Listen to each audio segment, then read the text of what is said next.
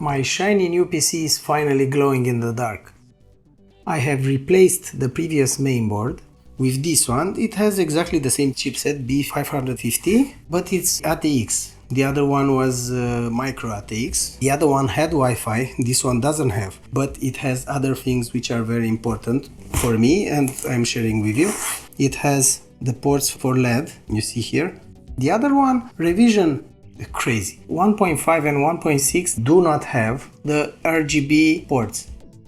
Here, there should be RGB ports, and somewhere here they are missing. Because of that I cannot use this for RGB. Unfortunately, there is no way you can check. Most vendors will not check for you which revision has the box, because it's not written on the box, it's written on the mainboard. So I got this one, which looks way better, is bigger, and it has more functionalities. Having the same chipset, things are not very different. It's exactly the same like the other one. It has a metal backplate here, so you don't have to buy another one. You can use it with your AMD CPU.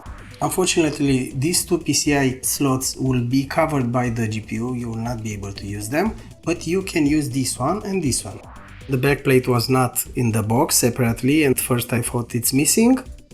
You should find this kind of bag with two SATA cables, yeah? Okay, that's it.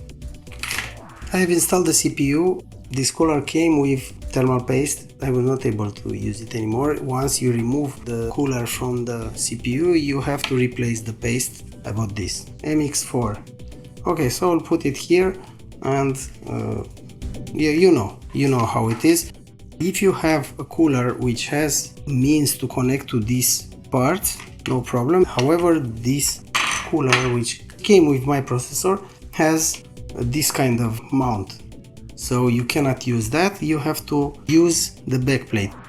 If I lift the mainboard, the backplate is not glued, so my recommendation is to install the cooler and the CPU before installing the mainboard in the case. Okay.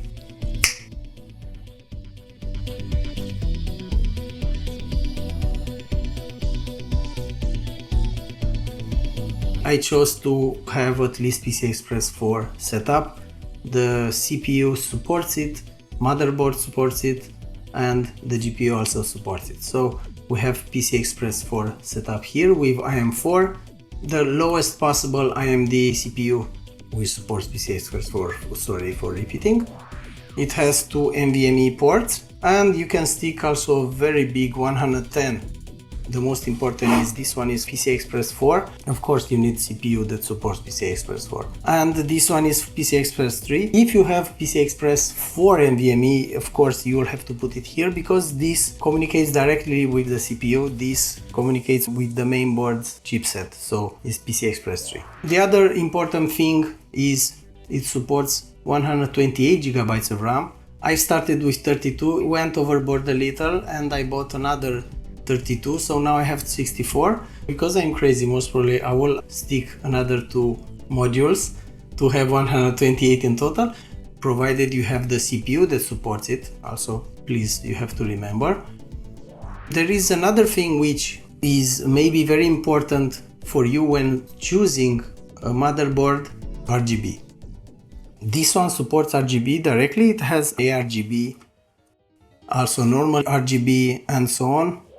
There is also another important thing which has is USB 3.2 header. You can buy a case like this one which has USB-C 3.2 port. However, a bit strange, it has only 5 gigabits per second, and in the back we have multiple USB 3 ports, and one of them supports 10 gigabits per second USB-A port.